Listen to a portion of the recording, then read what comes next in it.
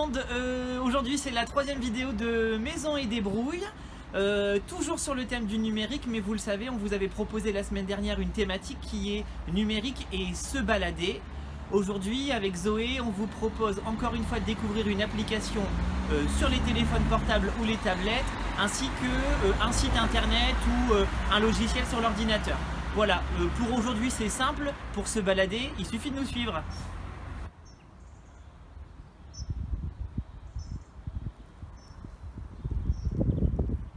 Donc là, vous aurez reconnu qu'on est dans les jardins de la médiathèque. Et cette semaine, avec les collègues du Centre social Espace Carnot, on vous proposait un petit défi qui suit un hashtag Nettoie ton kilomètre. C'est un petit défi qui consiste en fait à sortir de chez soi et aller nettoyer, ramasser les déchets autour de chez soi dans le quartier. À savoir qu'ici, dans le potager de la médiathèque, il y a un composteur.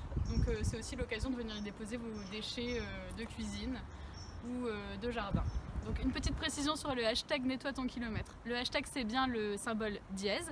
Il faut écrire derrière Nettoie ton kilomètre tout attaché, et ça permet en fait, quand on clique dessus, de tomber sur une page où sont répertoriées toutes les photos des personnes qui ont participé au challenge Nettoie ton kilomètre et qui ont publié la quantité de déchets qu'ils ont ramassés. Alors là on vous retrouve du coup dans le jardin des femmes qui se situe juste à côté de la maison de la santé et de la petite enfance Simone Veil.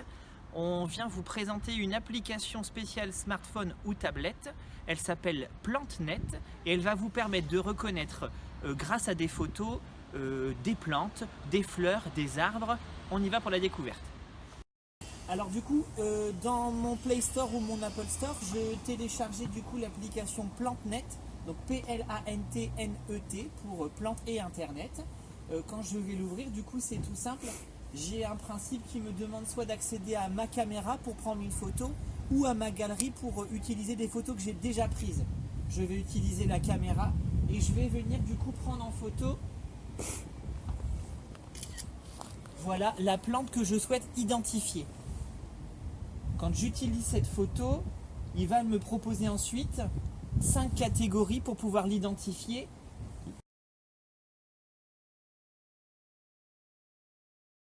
Là, j'ai pris une fleur, je vais utiliser la fleur. Il est en train de rechercher et il m'annonce que du coup, je suis face à des cosmos. Voilà, ça vous permet d'avoir aussi toute une quantité ensuite, des fois de fleurs et de variétés différentes pour vous permettre une meilleure identification. Si vous avez besoin de conseils pour entretenir les plantes à l'intérieur, puisqu'on pourrait utiliser ça pour l'intérieur, je vous conseille après d'aller taper dans la barre de recherche de Lilo ou Ecosia le nom de la plante, et puis vous aurez les conseils pour l'entretenir et prendre soin d'elle. Donc puisqu'on vous parle de balade et qu'on est encore confiné, on voulait vous présenter un petit outil en fait qui calcule, qui propose des itinéraires de balade dans un rayon de 1 km. Donc bientôt on va passer à un rayon de 20 km. On verra si le site fera la mise à jour pour le rayon de 20 km, mais déjà ça peut donner des petites idées pour sortir autour de chez soi en variant les parcours.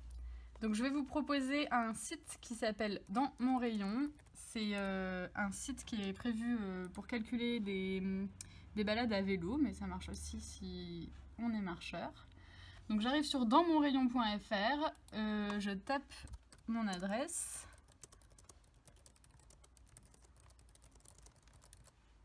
Il va me localiser, voilà. Donc là, on voit que j'ai mon rayon de 1 km autour du centre social Espace Carnot. Je calcule une boucle.